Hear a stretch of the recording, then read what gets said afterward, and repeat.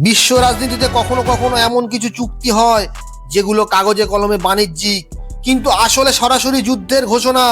একদিকে Russia Ukraine যুদ্ধ, অন্যদিকে চীন আমেরিকা। ঠিক এই সময় ভারত ইউরোপ হঠাৎ করে হাত মেলালো, কিন্তু প্রশ্ন একটাই, এই চুক্তি কি আসলে ভারতের জন্য নাকি আমেরিকাকে বার্তা দেওয়ার জন্য? আর ইতিমধ্যেই দিল্লি এই চুক্তিতে সবুজ সংকেত দিয়েছে। নমস্কার দর্শক বন্ধু, আমি অভিক। আজকের ভিডিওতে আমরা জানবো ভারত ও ইউরোপীয় ইউনিয়নের বাণিজ্যিক চুক্তির ভেতরের রাজনীতি, কেন আমেরিকা এতটা অস্বস্তিতে, আর ইউরোপ নিজেই নিজের বিরুদ্ধে যুদ্ধের অর্থ ঢালছে, এর মানে কি? আর আপনি যদি বিশ্ব রাজনীতি, শক্তির লড়াই আর আড়ালের হিসাব জানতে চান, তাহলে ভিডিওটি শেষ পর্যন্ত দেখুন। ইউরোপ এখন এক অদ্ভুত অবস্থায়। একদিকে ইউক্রেন যুদ্ধের জন্য বিলিয়ন বিলিয়ন ইউরো খরচ, জ্বালানি সংকট, মুদ্রাস্ফীতি, শিল্প কারখানা প্রায় বন্ধ।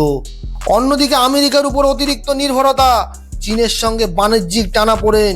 ঠিক এই জায়গাতেই ভারত ইউরোপের কাছে হয়ে ওঠে নতুন মার্কেট, নতুন উৎপাদন হাব, চীনকে ব্যালেন্স করার অস্ত্র।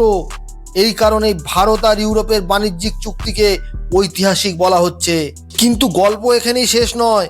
একজন ইউরোপীয় কূটনৈতিক বলেন, আমরা ইউক্রেন যুদ্ধ চালাতে গিয়ে নিজেদের অর্থনীতি নিজেরাই দুর্বল করেছি। তাহলে প্রশ্ন, ইউরোপ কি আমেরিকার যুদ্ধ নিজের কাঁধে তুলে নিচ্ছে? এটা প্রথম নয়। ইতিহাসে তাকালে দেখা যায় ন্যাটো মানে মূলত আমেরিকার সামরিক ছাতা। ইউরোপ বহুবার নিজের স্বার্থ বিসর্জন দিয়েছে, ইরাক, আফগানিস্তান সবখানেই। এখন ইউক্রেন যুদ্ধেও অস্ত্র বিক্রি করে লাভ করছে আমেরিকা, কিন্তু অর্থনৈতিক চাপ পড়ছে ইউরোপে।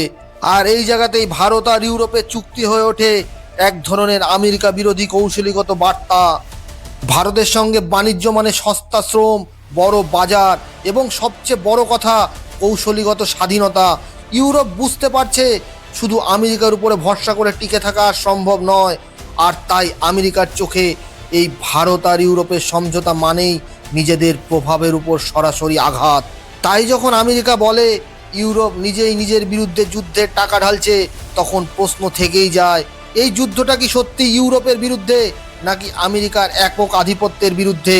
আগামী দিনে এই চুক্তি বাস্তবায়িত হলে বিশ্ব মানচিত্রে বড় পরিবর্তন আসতে চলেছে। আপনাদের কি মনে হয়, ইউরোপ ঠিক সিদ্ধান্ত নিচ্ছে নাকি বড় কোনো কূটনৈতিক ঝুঁকি?